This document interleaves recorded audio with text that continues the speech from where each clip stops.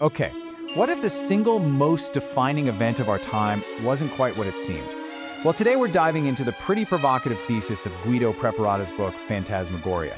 And it basically argues that 9/11 and the war on terror that followed weren't just history as it happened, but a spectacle, a show, carefully built for a global audience. So, the book's central claim? It's a big one. It calls 9/11, and this is a direct quote, a novel sort of insider coup d'etat. So yeah, you might have to forget everything you thought you knew. The argument isn't about an attack from the outside, but about an internal power grab, a huge shift, all orchestrated from within.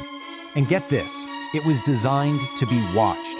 The author actually calls it a broadcast massacre. Just let that sink in for a second. The most important part here is the television. This wasn't just some tragedy that was reported on, it was a performance, designed from the start to be seen live by millions of people, all glued to their screens. So what in the world do you call an event like this? Well, the book uses a really specific term, a phantasmagoric spectacle. Now that might sound a little academic, but the idea behind it is actually pretty straightforward. The entire show was built on a foundation of unreality. So what does phantasmagoria even mean? Well, it's defined as a sequence of real or imaginary images, like those seen in a dream. And that title, it's not just a fancy word, it's the whole point. The book argues these events were a deliberately crafted, dreamlike sequence of images, all meant to disorient us, to confuse us, and ultimately to shape what we believe on a massive scale. So how did this play out?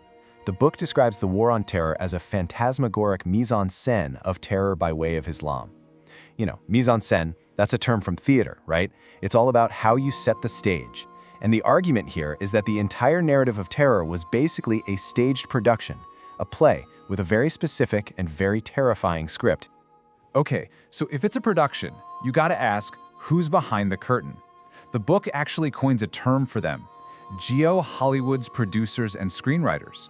The whole idea is that there's this powerful, unseen elite scripting world events just like a Hollywood blockbuster. You know, complete with heroes, villains, and a plot that spans the entire globe.